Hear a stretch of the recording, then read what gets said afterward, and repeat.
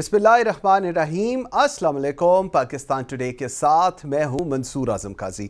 नाज़रीन, इमरान खान साहब ने जनरल इलेक्शंस का कह दिया है और उनका कहना है कि जब तक पाकिस्तान के अंदर जनरल इलेक्शंस नहीं आएंगे हकीकी जमहूरियत सामने नहीं आ सकती। ये जो एक रजीम चेंज इंटरनेशनल एक कॉन्स्पायरेसी जिसका बरमला इजहार फॉर्मर प्राइम मिनिस्टर ने आज भी अपने प्रेस कॉन्फ्रेंस के अंदर किया और उन्होंने कहा कि ये जो एक इंटरनेशनल रजीम चेंज आया है जिसके नतीजे में पाकिस्तान तहरीक इंसाफ की हुकूमत को निकाला गया है, उसकी जो कनेक्शंस हैं वो लंदन से बन रहे हैं। ऑब्वियसली लंदन के अंदर इस वक्त नवाज शरीफ साहब तशरीफ़ रखते हैं और उनका कहना है कि जी ये जो एक पूरा सर्कल चला है अमेरिका से, वो लंदन के थ्रू पाकिस्तान आया और जिसके रिजल्ट के अंदर ये जो रजीम चेंज हुआ है ये हुआ है। इसके साथ साथ उन्होंने कहा कि जो इलेक्शन कमीशन ऑफ पाकिस्तान है वहाँ पर जो फॉरेन फंडिंग का केस चल रहा है वहाँ पर एक बायस्ड डिसीजन होने जा रहा है। कीपिंग इन माइंड के 2 रोज़ कबल जब लाहौर का जलसा हुआ था तो इस बात का बरमला इजहार शाह महमूद कुरैशी साहब ने भी किया था और उन्होंने कहा था कि एक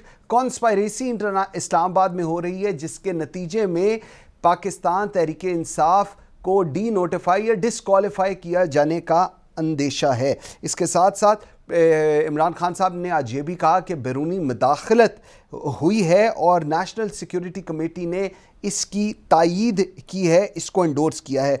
तोशा खाना केस के ऊपर हमने कल भी बात की थी। आज हमने ज़रा जो पिछले 30 साल का रिकॉर्ड है वो भी कोशिश की निकलवाने की कि क्या कुछ हुआ है, किन लोगों ने लिया है। और ये जो एक इल्ज़ाम बड़ा स्ट्रॉन्ग किस्म का इस वक्त की हुकूमत लगा रही है इमरान खान साहब के ऊपर, इसके साथ जब वो लोग हुकूमतों में थे तो उन लोगों ने क्या किया और जितने भी लोग हुकूमतों में रहे हैं उन्होंने तोशा खाना को लेकर क्या तरीक़ेकार अपनाया है। इस तमाम तर सूरत हाल पर बात करेंगे अपने आज के प्रोग्राम में। आई एम वेरी ग्रेटफुल, मुझे इस वक्त ज्वाइन किया है मुस्तफ़ा महमूद, रुकन कौमी असम्बली हैं, पाकिस्तान पीपल्स पार्टी को रिप्रेजेंट कर रहे हैं। मेरे साथ हैं आफ्ताब जहांगीर, साबिक रुकन कौमी असम्बली हैं, वफाकी पार्लिमानी सेक्रेटरी रहे हैं, पाकिस्तान तहरीक इंसाफ को रिप्रेजेंट कर रहे हैं। और मेरे साथ हैं सेनेटर शाहीन खालिद भट्ट साहब, आप पाकिस्तान मुस्लिम लीग नून के senior. Thank you very much जी, आप सबका बहुत शुक्रिया। सबसे पहले आफ्ताब भाई, मैं आपसे बात का आगाज़ करता हूँ।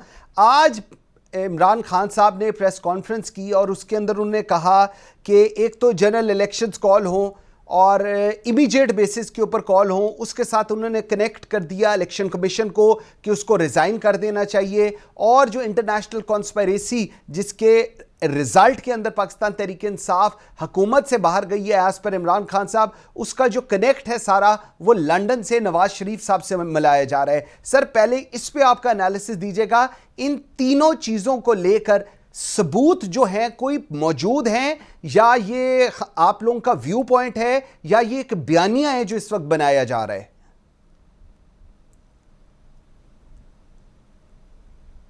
दावत थी और मैं बहुत माजरत खाऊं कि मैं आपके साथ स्काइप में नहीं ज्वाइन कर सका टेक्निकल वजह की वजह से। और भट्ट साहब को मेरा सलाम और महमूद साहब, मुस्तफ़ा साहब को भी मेरा सलाम। इनके साथ मेरा एक पहला प्रोग्राम है, लेकिन मैंने इनको एक आध दफ़ा देखा असम्बली के अंदर। हाल में एक ही दफ़ा मैंने देखा जिस तरह इन्होंने गुफ्तगू की तो मुझे अंदाज़ा हुआ कि एक नौजवान और पढ़ा लिखा शख्स गुफ्तगू कर रहा है। और आप सबको रमज़ान की आखिरी अशरा भी मुबारक हो। मुंसुर भाई, बात यह है कि अब तो आप जैसे सीनियर, आप जैसे बारीकी से देखने वाला सहाफ़ी और एंकर वो अगर ये सवाल करे तो मुझे बड़ा अजीब सा लगा कि आपको क्या नजर नहीं आ रहा है। ये तो बच्चे को नजर आ रहा है। पाकिस्तान की आवाम जिस तरह रोडों पे निकली है, जिस तरह पाकिस्तान के नौजवान, जिस तरह पाकिस्तान के बच्चे, खवातीन, बुजुर्ग, जिस तरह एक्स पाकिस्तान के जो मिलिट्री मैन हैं, वो मतलब जिस तरह लोग निकले और जो अपना मौक़िफ़ पेश कर रहे हैं, तो उससे क्या फर्क महसूस होता है कि ये सारी चीजें एक बिल्कुल क्लियर कट अब स्लेट पर लिखी हुई नजर आ रही हैं कि ये एक साजिश थी। इस साजिश मतलब ये थी कि जो सुपर पावर अपने आप को कहता है तो वो वक्त भी आएगा कि जब आप देखेंगे कि उसका भी क्या हशर होता है। लेकिन जो अपने आप को सुपर पावर इस वक्त कहता है वो नहीं चाहता था कि कोई तीसरा आदमी भी खड़ा हो उनके सामने। तो उसलिए उन्होंने, क्योंकि 2 बड़ी ताकतें थी, तीसरी ताकत उभर के आ रही थी इस्लामी दुनिया के अंदर, जिसका नाम इमरान खान था, जिसका नाम पाकिस्तान था, और वो ये नहीं चाहते था कि ये हो। तो इसकी एक पूरी एक साजिश तैयार की गई और जिसके अंदर जो किरदार हैं अब वो सब वाजे हो गए हैं। इसमें तो कोई दकी छुपी बात नहीं है और ये बड़े डीपली किरदार हैं मैं वो बात मुनासिब नहीं लगता कि मैं बात करूं, क्योंकि मैं इस वक्त हूँ और समझ लें कि पार्लियामेंट का हिस्सा भी हूँ नहीं भी हूँ। इस्तीफा मैंने दिया हुआ है, स्पीकर साहब ने इस्तीफा मंजूर नहीं किया हुआ। लेकिन अगर मैं बात करूंगा तो कहेंगे कि पीटीआई का एक रुकन बात कर रहा है, लेकिन जो आवाम बात कर रही है, अब तो आवाम खुलकर कहने लग गई है कि जी हर इदारे को अपनी पोजीशन वाज़ेह करनी चाहिए कि उनका क्या किरदार है। तो ये तो इसमें तो अब कोई दो राय नहीं रह गई। मैं ये समझता हूँ कि ये इस मुल्क की बदकिस्मती है कि जब भी ये मुल्क तरक्की की तरफ, मजबूती की तरफ जाने लगता है, तो हमारे अंदर से ही कुछ ऐसे किरदार खड़े होते हैं जो इस साजिश का हिस्सा बनते हैं और फिर हमें कमजोर। ओके, ठीक हो गया, ठीक हो गया। मुस्तफ़ा महमूद, आपकी तरफ में आता हूँ। ये जो आज इमरान खान साहब ने तकरीर की है, प्रेस कॉन्फ्रेंस की है और उसके बाद इलेक्शन कमीशन के ऊपर कहा है कि जी उसको रिज़ाइन कर देना चाहिए, इस सारे को कनेक्ट किया है फ्रॉम लंदन, और इस वक्त हुकूमत के अंदर आप लोगों का स्टेक मेरे ख्याल में पाकिस्तान पीपल्स पार्टी का सबसे ज़्यादा है। लेकिन कल जो minister for state for foreign affairs हैं हिना रब्बानी खार, उन्होंने कहा कि जो लास्ट कमेंट है इस पूरे मरासले का, वो एम्बेसडर के अपने व्यूज़ हैं कि ये करना चाहिए, ये एक थ्रेट है और इसके ऊपर हमें डीमार्च भी करना चाहिए, ये सब कुछ करना चाहिए। These are his personal views. लेकिन जो आफ्ताब जहांगीर साहब कह रहे हैं या जो इमरान खान साहब कह रहे हैं वो इसके बिल्कुल मुतरादिफ है। आप इसको कैसे एनालाइज करेंगे? तो thank you for having me Mansoor. मैं असल में इमरान खान साहब की प्रेस कॉन्फ्रेंस देख नहीं सका, लेकिन अगर उन्होंने ये चीज़ कही है कि इलेक्शन कमीशन को जो है रिज़ाइन कर देना चाहिए, तो मेरे ख्याल में इलेक्शन कमीशन के जो सेटअप है सारा, और जो इसमें चीफ इलेक्शन कमिश्नर है वो इमरान खान साहब की दौरे हुकूमत में ही आए थे। अब अगर उसको आपने ख़त्म भी करना है तो उसका बेस्ट तरीका यही था कि आप पार्लियामेंट में आके बैठते। अफसोस की बात यह है कि जब से पीटीआई की हुकूमत आई थी, एक ऑपोजिशन के साथ वर्किंग रिलेशनशिप नहीं थी, चाहे वो नैब चेयरमैन की बात हो या वो इलेक्शन कमीशन की हो या इलेक्शन रिफॉर्म्स की सारी बात हो। तो मुझे लगता है कि उस वजह से हर चीज थोड़ी कंट्रोवर्शियल बनती गई, ऑपोजिशन के लिए भी और गवर्नमेंट के लिए। आई थिंक जो उस वक्त गवर्नमेंट थी उसके लिए ये बेचना थोड़ा मेरी नजरों में मुश्किल है कि अगर ऑपोजिशन के साथ आप बातचीत किए बगैर आप बिल्स पास करवाना चाह रहे हैं, और अगर आप इलेक्शन कमीशन या नैब के ऊपर बात नहीं करना चाह रहे हैं, यहाँ तक कि अगर इंडिया के साथ एक जंग शुरू हो जाती है उस पर भी अगर आप अपोजिशन को मिलना नहीं चाहते, तो मेरे ख्याल में इस तरह मुल्क का थोड़ा चलना मुश्किल होएगा। अब अगर इमरान खान साहब और पीटीआई अगर हुकूमत से बाहर आ गई है, तो मैं तो यही कहूंगा कि सोल्यूशन जो है, क्योंकि इमरान खान साहब खुद भी यही कहते हैं कि पॉलिटिकल सोल्यूशंस होनी चाहिए, even if it's related to terrorism. तो इधर तो इतना मेरे ख्याल में मसला नहीं होना चाहिए कि पीटीआई इंगेज करे आज की गवर्नमेंट के साथ, और जो कंसर्न्स हैं, जो इश्यूज हैं, उन पे बातचीत हो। और अगर रीजनेबल उनका व्यू पॉइंट होएगा इमरान खान साहब का कि जिधर वो इन्वेस्टिगेशन चाहते हैं या अगर वो कोई कमीशन बनवाना चाहते हैं या इलेक्शन रिफॉर्म्स पे भी, तो अगर रीजनेबल पॉइंट ऑफ व्यू होएगा तो it will be a political win for him, अगर वो अपनी बात मनवा नहीं भी सकते गवर्नमेंट को। ठीक हो गया। सैटर शाहीन साहब, सर मुझे ज़रा बताएं, आपने आफ्ताब जहांगीर साहब का भी व्यू पॉइंट सुना, मुस्तफ़ा का भी व्यू पॉइंट सुना, अब सवाल सारे जो हैं वो आपकी तरफ, मतलब पाकिस्तान मुस्लिम लीग नून की तरफ आ रहे हैं। सवाल ये है कि ये जितनी एक इंटरनेशनल कॉन्स्पिरेसी हुई उसका बुनियादी जो अंसर था वो लंदन में नवाज शरीफ साहब थे, नंबर 1, ये इमरान खान साहब कह रहे हैं। Number 2, election commission of Pakistan नहीं बात सुनता या वो आप लोगों का गुलाम है, कर्टसी कि सईद मेहदी का दामाद जो principal secretary to Nawaz Sharif थे वो वहां लगे हुए हैं। और तीसरा और सबसे इंपॉर्टेंट कि आप लोग जो रिफॉर्म्स, इलेक्टोरल रिफॉर्म्स करना चाह रहे हैं, उसका मेन मकसद ये है कि पाकिस्तान तहरीक इंसाफ का जो वोट बैंक है उसको डैमेज किया जा सके। क्या कहेंगे इसके ऊपर?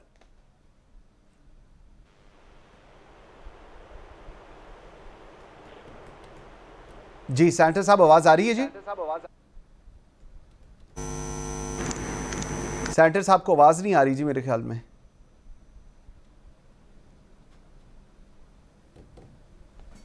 सेंटर साहब आवाज आ रही है जी आपको?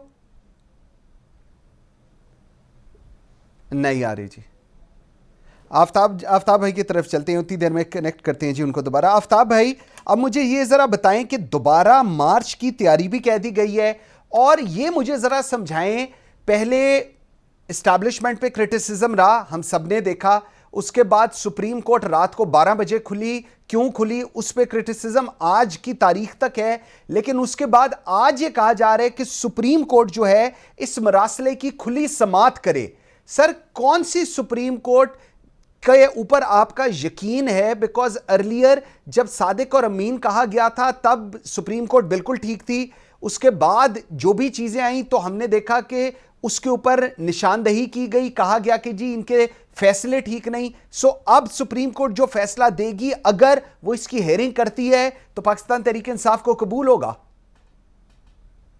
अच्छा मंसूर, जब हमें सादिक और अमीन कहा गया तो वो बकायदा एक केस चला, उसके ऊपर बकायदा आर्ग्यूमेंट्स हुए, सुने गए, उसके बाद तहकीकात हुई, जो भी क्वेश्चन थे जजेस के जहनों में वो उन्होंने वकला से किए, वकला ने अपने दलाइल दिए और उसके बाद मुतमईन होने के बाद उन्होंने ये फैसला दिया कि वो सादिक और अमीन है।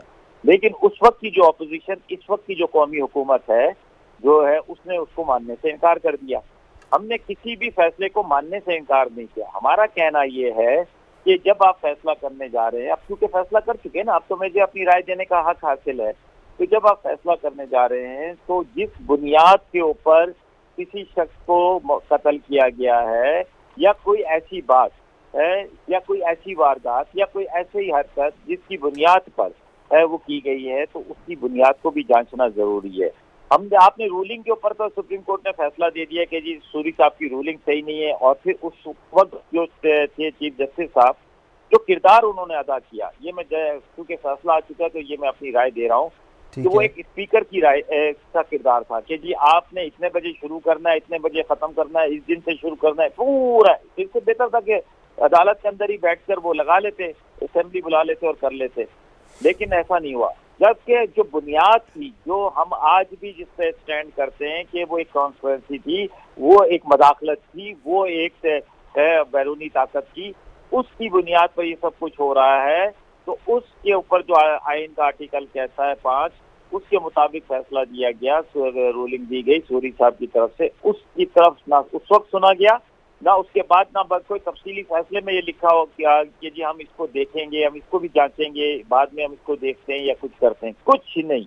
ठीक है, तो ये बिल्कुल हम ये समझते हैं कि यहाँ पर सुप्रीम कोर्ट का जो रूल, जो किरदार था वो मुनासिब नहीं था। वहाँ पर जैसे ही आपने एक अफवाह के ऊपर कान धर लिए कि एक चलता फिरता वकील मौलवी इकबाल हैदर साहब जो सुना है कि जी उसने बैल के वो जो कहते थे ना पुराने जमाने में घंटा, उसने हिलाया तो फौरन काजी ने आवाज दी, हाँ बताओ साहिल क्या मसला है।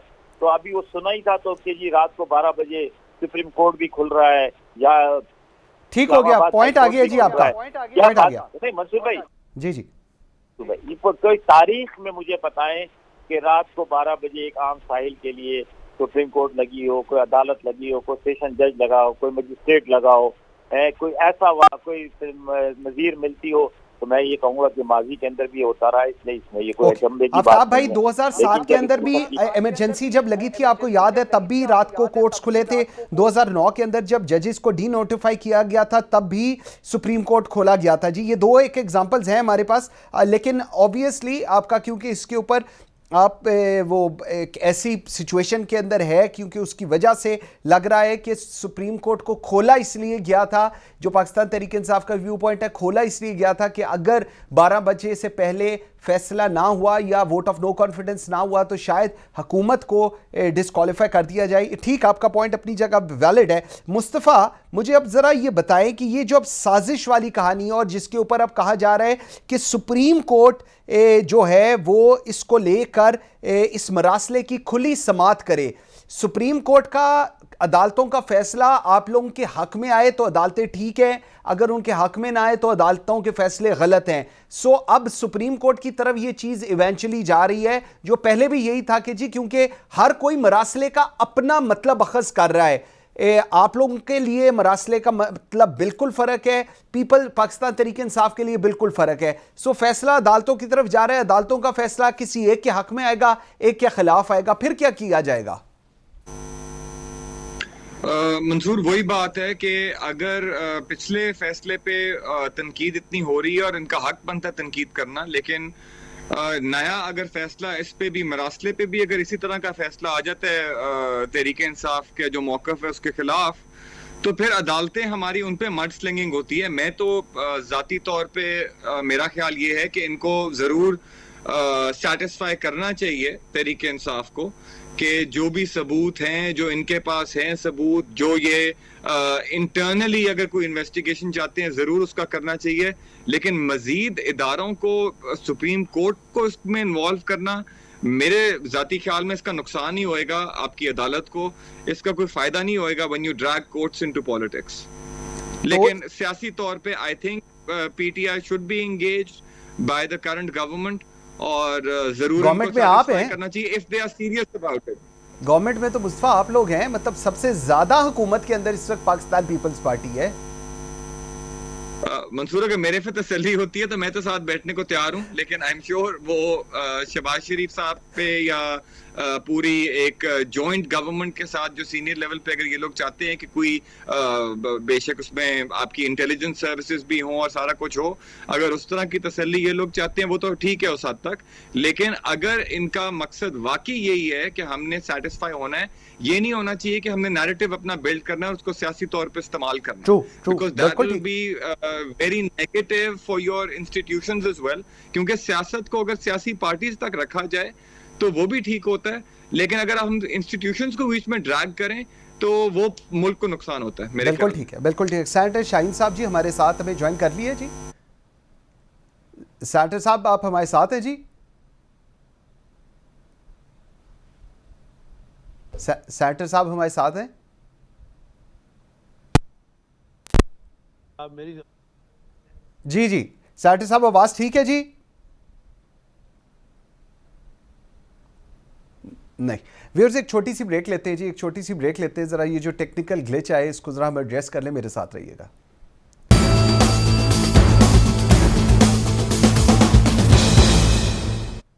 Welcome back after the break जी। सेनेटर शाहीन जी हमारे पास हैं। Sir thank you very much. Senator साहब बहुत सारे आपके ऊपर ना सवालात खड़े हो गए हैं, वो जब आप मेरे प्रोग्राम में आते हैं आपके ऊपर सवालात मुस्लिम लीग नून के ऊपर बहुत आ जाते हैं। सर सबसे पहले बताएं, आज इमरान खान साहब कह रहे हैं कि ये जो इंटरनेशनल कॉन्स्पिरेसी हुई है जिसके रिजल्ट के अंदर ये रजीम चेंज किया गया है, ये वाया लंदन हुई है और लंदन में नवाज शरीफ साहब हैं, तो कैसे आप लोगों ने ये पूरी कर ली है? क्योंकि वो इस चीज के ऊपर बजिद हैं कि आप लोगों की वजह से आज इमरान खान साहब की हुकूमत नहीं है।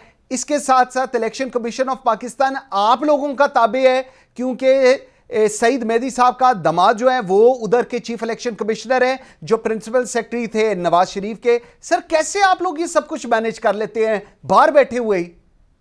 जी बहुत शुक्रिया काजी साहब। सबसे पहले तो देखिए, मुझे ऐसा लगता है किसी इंटरनेशनल साजिश के तहत मुझे पूरा आधा प्रोग्राम में आपने ब्लैकआउट रखा और मैं आपकी बातें ना सुन सका और ना कर सका। एनीवे, अब मैं स्टार्ट कर रहा हूं। तो गुजारिश ये है सर कि खान साहब, अनफॉर्चुनेटली मैं बड़े माजरत के साथ किसी की दिलशिकनी में नहीं करना चाहता, ना तो एक अच्छे लीडर ऑफ पार्लियामेंट साबित हुए हैं, ना एक अच्छे लीडर ऑफ ऑपोजिशन साबित हुए हैं, ना एक अच्छे प्राइम मिनिस्टर साबित हुए हैं, और ख़ास तौर पे जो उनकी वजह तस्मिया है और जो जिसके लिए उन्होंने पूरी अपनी ज़िंदगी की इनकैशमेंट की है, स्पोर्ट्स, ना वो एक अच्छे स्पोर्ट्समैन साबित हुए, इसलिए कि उनमें स्पोर्ट्समैन स्पिरिट की नाम की कोई चीज़ है ही नहीं। देखिए, ये ज़रूरी तो नहीं कि जो खान साहब के मुताबिक किसी के मुताबिक जो काम करें, जो अदारे उनको हाँ में हाँ मिलाएं और उनको सपोर्ट करें, फिर सब अच्छा है। और अगर कोई इंसाफ की बात करे तो एकदम खान साहब जो है वो आग बगोला होके उनको डिस्प्यूटेड करते जा रहे हैं। अब देखिए, इन्होंने इलेक्शन कमीशन के बारे में ये बातें करना चाह रहे हैं। पहली बात तो ये है कि इनका हक तो है कि वो अपोज करें, अपनी राय दें, लेकिन प्लेटफॉर्म उनके पास है, वो आए पार्लियामेंट में बात करें और कन्विंस करें। अब तो ये तो तमाशा करने के लिए बाहर, जब गवर्नमेंट में थे तब भी तमाशा, जब अपोजिशन में है तब भी तमाशा बाहर करते हैं, और सादा लोग जो अवाम है उनको मिसगाइड करते हैं, ये उनका काम है। ओके। अब ये साजिश का नाम लेके मिसगाइड कर रहे हैं पूरी पाकिस्तानी कौम को। खुदा के वास्ते देखिए इन्होंने कौन सी चीज साबित छोड़ी है। घर घर में लड़ाई करा दी, यहां तक कि चौधरियों के घर में भी लड़ाई करा दी। चौधरियों का खानदान मशहूर था कि वो एक यूनाइटेड फैमिली है, उनको भी डिवाइड कर दिया इन्होंने, आप अंदाजा करें इनका। और फिर इन्होंने ये किया कि मैं माजरत के साथ बहुत बड़ा दुखी दिल से बात कर रहा हूं कि तमाम इदारों के साथ साथ जो सबसे बड़ा जुर्म है इन्होंने हमारा फौज का जो अदारा है उसको मुलायन किया और उसको खींचा इस पॉलिटिक्स में। पहले अपना इस पे ये कह के पूरे टाइम गुजारा कि हम एक पेज पे हैं, तब भी हम मना करते थे कि खुदा का वास्ता ये मत बात करें, आपका और फौज का सेम पेज वाली बात जो है ये मुनासिब बनती नहीं है। फौज एक झैली अदारा है गवर्नमेंट का, यकीनन वो गवर्नमेंट को सपोर्ट उनको करना भी चाहिए और करते भी हैं। ये उसको डिस्प्यूट किया, अब बाहर आए हैं तो फिर उनको डिस्प्यूट कर रहे हैं। ये बहुत बड़ा जुर्म कर रहे हैं खान साहब और तबाही कर रहे हैं इस मुल्क में। मैं अब महसूस कर रहा हूं कि जब पीटीआई की एंट्रेंस हुई थी और खान साहब की एक्टिव पॉलिटिक्स में जब एंट्री हुई तो उन्होंने एक लफ्ज यूज किया था सुनामी। हाँ। और सुनामी जो है वो रिलेट करता है तबाही और बर्बादी से। तो ये शायद इनके ज़हन में उस वक्त था, इनके प्रोग्राम में ये था कि मैंने इस मुल्क में कोई चीज साबित नहीं छोड़ी, बर्बाद कर देंगे। अच्छा, लेकिन सेनेटर साहब मुझे जरा ये पॉइंट समझाएं। ठीक है सेनेटर साहब, मुझे जरा ये पॉइंट समझाएं। जिस तरह आप कह रहे हैं इमरान खान साहब का ये था कि मैं चोरों के साथ नहीं बैठूंगा, मैं जो भी हो जाए, मैं दो पाकिस्तान बनेंगे। जो लोग आज इमरान खान साहब के साथ हैं, इमरान खान साहब कहते हैं वो बिल्कुल ठीक है, लेकिन जो लोग इमरान खान के अगेंस्ट हैं वो पाकिस्तान के साथ लॉयल नहीं है। सो अब आज लाइन डिवाइड हो रही है कि कौन पाकिस्तान के साथ लॉयल और कौन पाकिस्तान के साथ लॉयल नहीं है। ये है वो जंग जो इमरान खान साहब लड़ रहे हैं आप लोगों के खिलाफ। तो कोई देखिए, इनको कोई हक नहीं है अपने आप को पाकिस्तान के साथ रिलेट करने का। ये कभी फौज के मामले में बनते हैं, कभी पाकिस्तान के मामले में बनते हैं। क्या इन्होंने ठेका लिया हुआ है? हमारा भी पाकिस्तान है, हमारी भी फौज है, हमारा भी ये मुल्क है। और खुदा के वास्ते इसको इन लाइन पे डिवाइड मत करें। मैं नहीं कहता कि कोई भी इस मुल्क में जो वो है मुहिब वतन नहीं है, तमाम मुहिब वतन है, ये भी मुहिब वतन ही होंगे। लेकिन खुदा के वास्ते ये रविश छोड़ें, ये लड़ाई झगड़े की पॉलिटिक्स छोड़ें। आपका कोई पॉइंट है, आपको कोई डिस्प्यूट है, आपको कोई जेन्युइन डिस्प्यूट है तो उसको जो उसका कानूनी रास्ता है वो अपनाएं, करें उसको। अब देखिए ना, अब इनको गिला कर रहे हैं कि जी रात को 12 बजे कोर्ट क्यों खुल गई, ये क्यों खुल गया। तो क्या भाई आपकी मर्जी से आप चीज होगी? आपकी मर्जी से लोग सोएंगे और उठेंगे क्यों? कौन है आप? इमरान खान साहब कह रही है मैं तो आज तक कभी कोई कानून ही नहीं तोड़ा, तो क्या जरूरत थी रात के 12 बजे कोर्ट खुलने की? तो सर इन्होंने मेरी बात सुनिए, इन्होंने तो डे 1 अभी ये प्राइम मिनिस्टर नहीं बने थे, अपने उस धरने वाले ट्रक से नीचे जा रहे थे तो इनको इन्फॉर्मेशन मिली कि इनके चंद कारकुन जो हैं वो पुलिस वाले पकड़ के ले गए हैं। और ये माचो मैन बन के पुलिस स्टेशन में लेके उनको कहते छोड़ो इनको, तुम कौन होते हो पकड़ने वाले, मैं आ गया हूं, मैं देखता हूं मैं पीटीआई के कारकुन को कौन पकड़ता है। ये कोई तरीका है? ये तरीका है कानून? बट साहब लेकिन देखें, इमरान खान साहब कह रहे हैं कि जज ने वो लेटर ही नहीं देखा जिसकी बेस के ऊपर कासिम सूरी ने ये पूरा ये सारा कुछ स्टेट दिया, उधर जो डायरेक्शन थी वो कह रहे हैं उन्होंने, जज ने वो लेटर ही नहीं देखा और रूलिंग दे दी। ये इस पे फिर क्या करें? सर मेरी बात सुने, मैं इस बात को डिस्प्यूट करूंगा तो ये लंबी बात बन जाएगी। तो उसके पास अब इनके पास क्या रहा है? जज ने नहीं देखा तो ये अपील कर दें, कि जज को अपील कर दें। यही बताया करते थे ना हमें ये आप, कि अगर उनकी जजमेंट से इनको इत्तेफाक नहीं है तो इनके पास कौन सी आईनी और लीगल ऑप्शन अवेलेबल है? ये अवेलेबल है कि बाद जाके आग लगाएंगे लोगों को एक दूसरे से लड़ाएंगे और कहेंगे मैं आज ये बंद कर दूंगा, कल मैं ये बंद कर दूंगा, परसों मैं ये बंद कर दूंगा। ये बंद करने के लिए आए हैं इस मुल्क में? बिल्कुल ठीक है, खौफ करेंगे। पॉइंट आ गया सर आपका। उसकी लीगल जो भी तरीकाकार है, मैं इसका डिस्प्यूट नहीं करता। ये जो भी कह रहे हैं दुरुस्त है या गलत है वो एक अलग बहस है। ठीक है, इनके पास जो ऑप्शन अवेलेबल है वो सिर्फ कानूनी और सिर्फ आईनी है। और उसको करने के लिए आफ्ताब भाई ठीक हो गया। आफ्ताब भाई, मुस्तफा महमूद और सेनेटर शाहीद ये दोनों कह रहे हैं कि आप लोगों को अपील में जाना चाहिए, लेकिन अब सवाल ये है, इमरान खान साहब भी आज कह रहे हैं कि जी सुप्रीम कोर्ट इस मरासले की खुली समाअत करे। सर जो फैसला आता है अगर ये कोर्ट में जाता है, जो कि इस वक्त की हुकूमत आपको भी आपके साथ है इस चीज पे कि जी अगर आप सेटिस्फाई नहीं है तो आप दोबारा जाएं, अगर ओपन कोर्ट हियरिंग होती है और फैसला आता है और वो आप लोगों के हक में नहीं आता तो फिर क्या होगा? अच्छा मंसूर भाई, पहली बात तो ये कि मैं तो बड़ा हैरान हो रहा हूँ कि भट्ट साहब मैंने इनके साथ प्रोग्राम किया, बड़े नफीस आदमी है, लेकिन बड़ी हैरानगी हुई कि आज ऐसी गुफ्तगू कर रहे हैं कि जैसे कि हमने फौज को और फौज, भाई सादा लोग अवाम, हम मानते हैं पाकिस्तानी 22 करोड़ सादा लोग अवाम है, क्योंकि जब वो नवाज शरीफ की वो तकरीर सुनते हैं जिसमें वो बाजवा को नाम ले लेके कर रहा है, मैं अभी वो ढूंढ रहा था दूसरे फोन पे, मेरा दिल चाह रहा था कि मंसूर भाई सिर्फ वही सुनाऊं आपको, है अभी मैं आपको भेज दूंगा, आपके पास तो होंगी, अभी आप बोलेंगे ना अपने रिसर्चर को कि यार जरा वो वीडियो लगाओ जो अभी पिछले दिनों उन्होंने वहां से वीडियो लिंक पर खिताब किया था, फिर आपको पता चल जाएगा कि फौज को हम घसीटते हैं, फिर वो मरियम साहिबा की तकरीर हम सुनाते हैं, मौलाना फजलुर रहमान का जो इंटरव्यू है आसमा शराजी को जो दे रहे हैं वो हम करते हैं, ये सारी गुफ्तगुएं आपको पता चल जाएंगी। जो जरदारी साहब नवाज शरीफ साहब के बारे में कह रहे हैं, जो बिलावल भुट्टो जरदारी साहब जो हैं वो शहबाज शरीफ के बारे में, नून लीग के बारे में कह रहे हैं, वो हमने कहा है? हम तो ये कह रहे हैं कि भाई इस वक्त तो पूरी एक नेशनल गवर्नमेंट बन चुकी है, छोटी से लेकर बड़ी जमात तक सबको, सवाए कभी अवैस नौरानी रह गया है, उसको भी मिल जाएगी कोई ना कोई सीट, वरना सबको दे दिए थे, 3 आदमियों में से 2 मिनिस्टर बना दिए, एक को कुछ और बना देंगे, तो 2 आदमी है तो 2 के 2 मिनिस्टर बना दिए। लेकिन अगर हम ये कहते हैं कि जी जिस तरह सो मोटो रात को 12 बजे आप एक अफवाह पर सुप्रीम कोर्ट लेना चाह रहा था कि जी शायद आर्मी चीफ को हटाया जा रहा है, तो इसी तरह हम जब कहते हैं कि जी हमने जो आपके अदालत में केस दायर किया था, अवाम की अदालत जो आपने खोली थी रात 12 बजे इतवार के दिन, जो आपने सो मोटो लिया था आर्टिकल 5 के तहत, उस केस को तो आपने सुना ही नहीं। ठीक, आप रूलिंग के ऊपर चले गए, हमारी 63 की रूलिंग के ऊपर तो आपने कोई फैसला नहीं किया अभी तक, है उसके लिए आपने ईद के बाद की तारीखें दे दी हैं। वो जो फर्दे जुर्म आयद होनी थी शहबाज शरीफ और हमजा शहबाज के ऊपर, उसकी आप लंबी लंबी तारीखें देते हैं, ये वही डालते हैं ना, जो अब जब कोई फैसला देती थी तो ये कहते थे ये 22 हैं, हम नहीं कहते थे, हम तो इनसे रिक्वेस्ट कर रहे हैं कि भाई आपका मेयार, आपका कानून, आपकी आंखों पे पट्टी बंदी होनी चाहिए, आपको ये नहीं पता होना चाहिए कि ये शहबाज शरीफ है, ये एक आम शहरी है, आपको फैसला मेरिट के ऊपर करना चाहिए, आपको तारीखें नहीं देनी चाहिए 3-3 साल 4-4 साल, आपको 50 रुपए के बॉन्ड के ऊपर जो अपने भाई को भेजता है, कहता है कि जी 6 हफ्ते में इलाज करके वापस आ जाएगा, झूठ बोल दिया उसे, क्योंकि उसे लिख कर दिया है।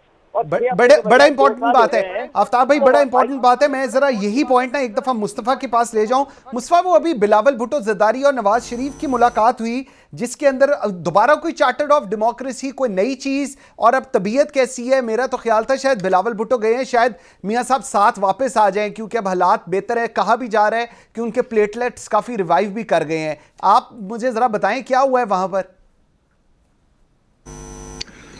मंसूर, अगर चार्टर ऑफ डेमोक्रेसी की अगर कोई नए चार्टर की बात हुई है तो मेरे ख्याल में ये इसमें कोई हर्ज नहीं है। अगर 2 सियासी जमातें आपस में कोई अंडरस्टैंडिंग के साथ चलना चाहती हैं, ऐसे तो नहीं है कि वो मुल्क का कोई आइन चेंज कर रहे हैं। अगर उसमें कोई पॉलिटिकल एथिक्स और नॉर्म्स के ऊपर विद इन दोज 2 पार्टीज अगर कोई बातचीत है, मेरे ख्याल में तो वो अच्छी चीज़ है।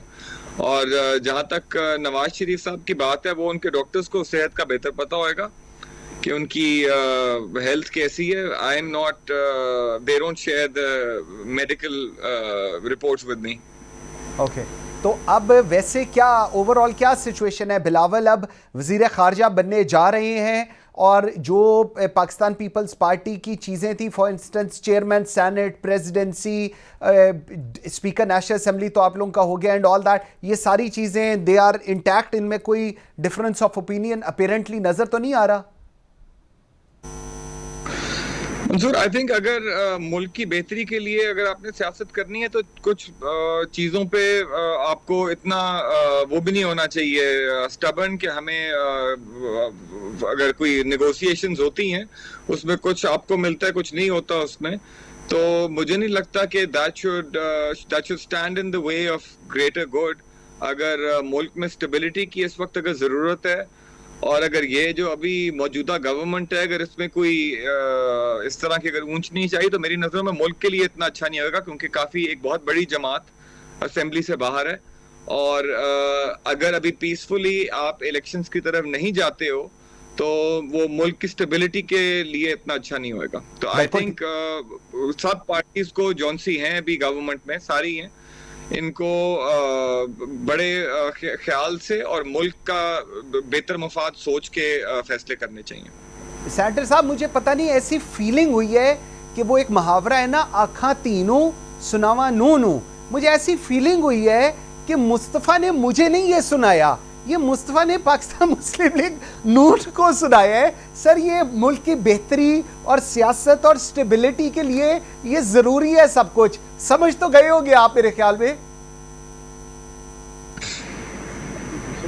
बड़े अच्छे तरीके से बात की है सर। गुजारिश ये है कि मुझे समझ नहीं आ रही कि आफ्ताब भाई अभी बड़े सरकास्टिकली कह रहे थे कि देखिए नेशनल गवर्नमेंट तो बन गई है, चले इसको नेशनल गवर्नमेंट का ही नाम दे दें, इसमें क्या इतराज की बात है? ये तो बड़ी बड़ी अच्छी बात है, ये तो बड़े फख्र की बात है कि इतनी जमातें मिलके एक हुकूमत को चलाने का उन्होंने शुरुआत की है।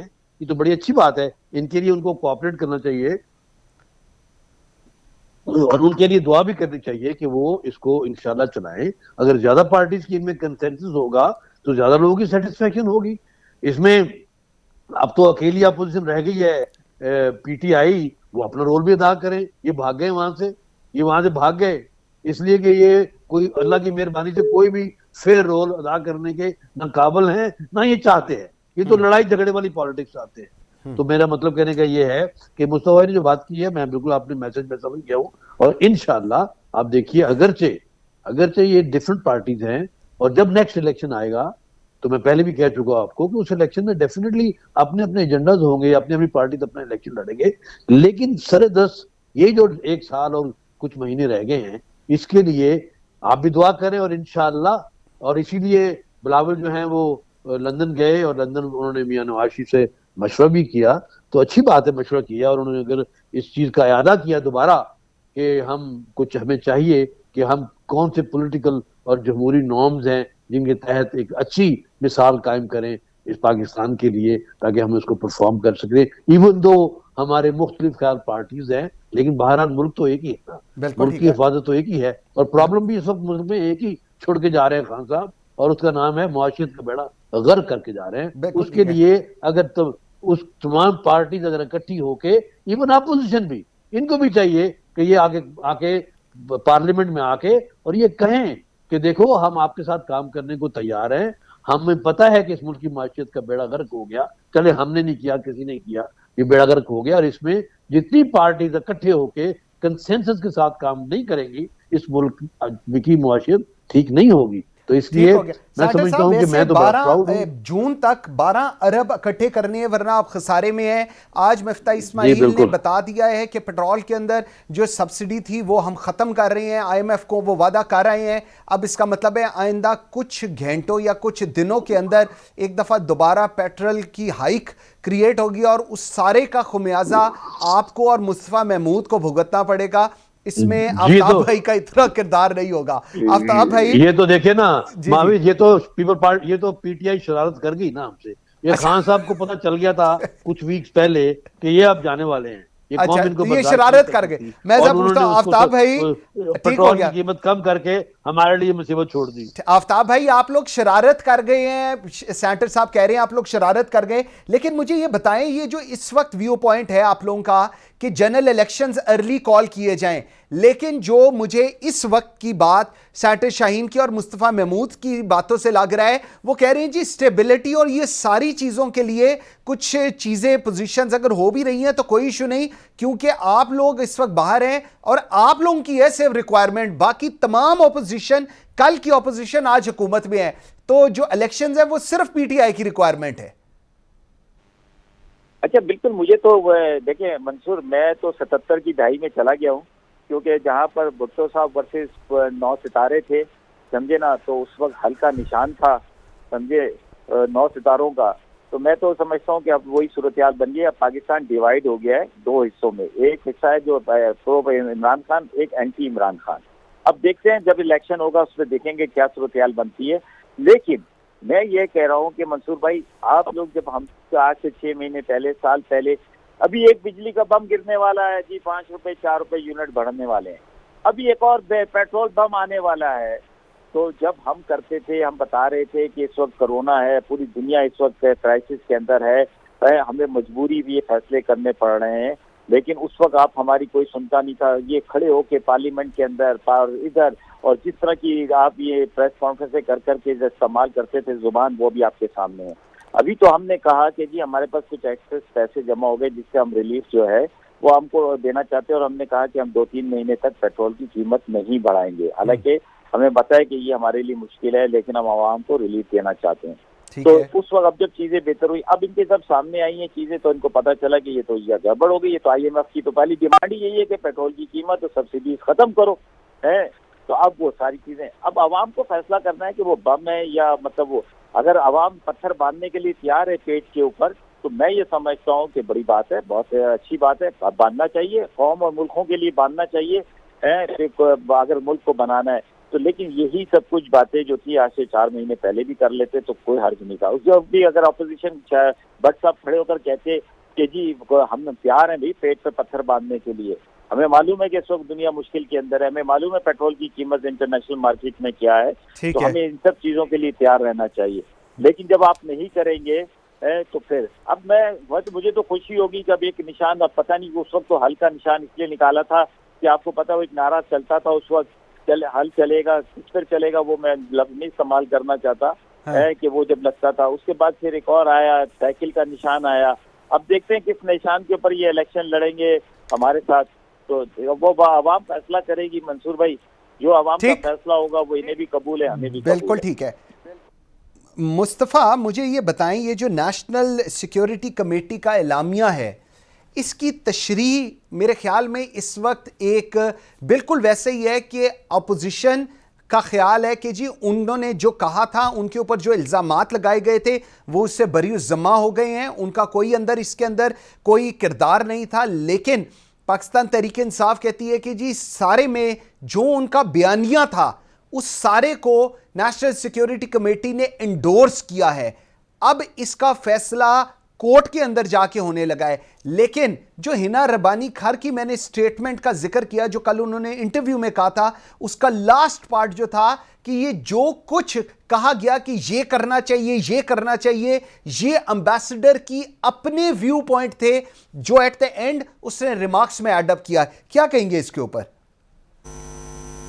मंसूर, एक तो ये जो फॉरेन ऑफिस की डीलिंग्स होती है और जो डिप्लोमेट्स की आपस में केबल्स होती हैं, उसका मुझे तो पर्सनली एक्सपीरियंस नहीं है। और जो मीडिया पे 99.9% मैं कहूँगा लोग इस पे तबसरा करते हैं, उनको भी इसका पता नहीं है कि आमतौर पे कम्युनिकेशन होती किस तरह है। अगर आपका एक हॉस्टाइल एनवायरनमेंट बनी रही है किसी भी मुल्क के साथ, तो उस वक्त किस तरह की केबल्स एक्सचेंज हो रही होती हैं।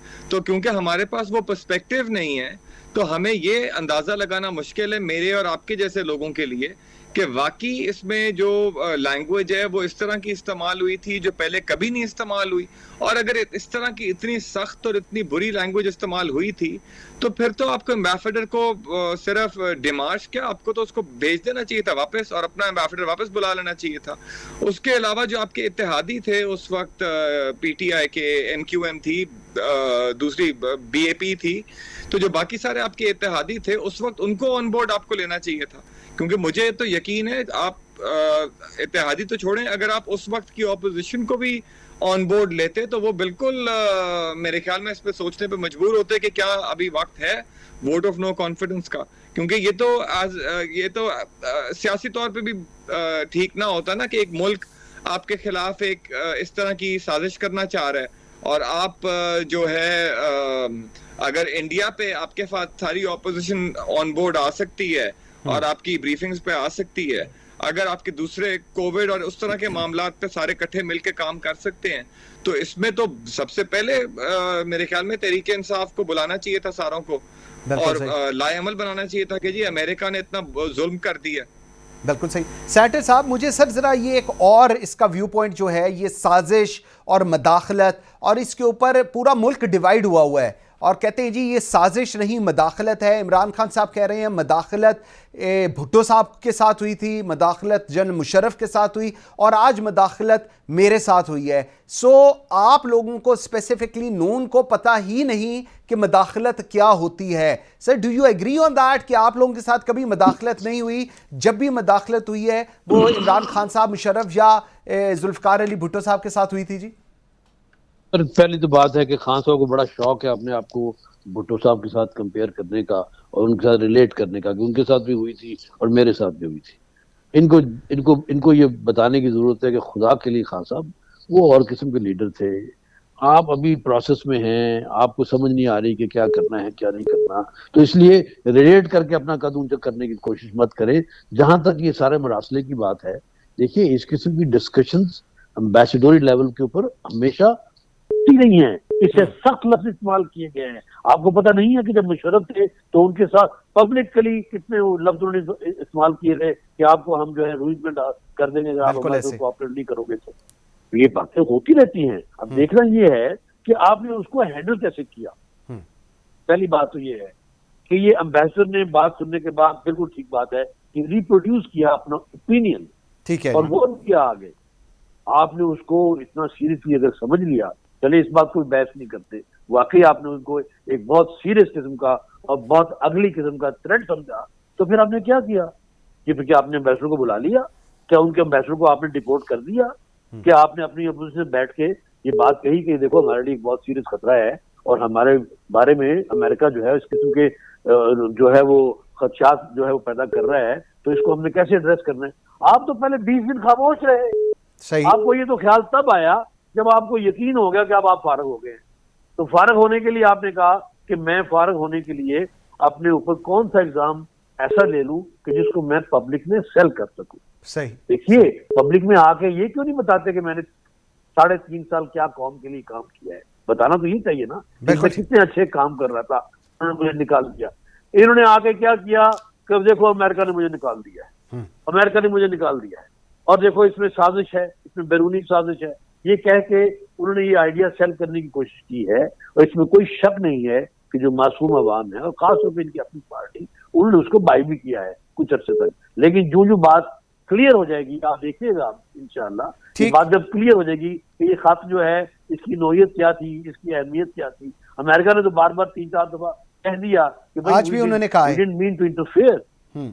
ठीक, बिल्कुल उसकी बात ना माने, मैं because I am not America spokesman, मैं तो अपने पाकिस्तान की बात कर रहा हूँ कि अगर ऐसी बात थी तो उसके लिए जो इकदाम आपको लेने चाहिए थे वो लेते हैं ना। आप 20 दिन बिल्कुल खामोश रहे, आप भी खामोश, आपके वजीर खारजा भी खामोश। आपने किससे कंसल्ट किया? आपने कौन सा जो सर पॉइंट आ गया, सर पॉइंट आ गया। मैं सिर्फ मेरे पास ठीक आफ्ताब भाई 30 सेकंड है, मुझे जरा रिस्पॉन्ड कीजिएगा। अब लाहे अमल क्या होने जा रहा है? मार्च का कह दिया इमरान खान साहब ने, व्हाट नेक्स्ट? शॉर्टली बताइएगा आफ्ताब भाई। आफ्ताब भाई जी हमारे पास ड्रॉप हो गया। थैंक यू वेरी मच जी। आफ्ताब जहांगीर ने हमें ज्वाइन किया था, सईफा महमूद ने, सांटे शाहीन खालिद भट्ट साहब ने। नाज़रीन आज unfortunately because of the time issue हम तोशा खाना को डिस्कस नहीं कर सके, लेकिन कल हम लोग इसको ज़रूर डिस्कस करेंगे, क्योंकि ये भी एक मुअम्मा बना हुआ है पूरे मुल्क के लिए कि जी बहुत जुल्म, बहुत ज़्यादती हो गई, लूट के ले गया इमरान खान सब कुछ। क्या वाकई ये रियलिटी है या पहली हुकूमतें क्या करती रही? इस पे हम कल जरूर बात करेंगे। Thank you very much watching Pakistan today. मुझे बशर्ते ज़िंदगी मुझे मंसूर आज़म काजी को इजाज़त दीजिए। अल्लाह हाफिज़।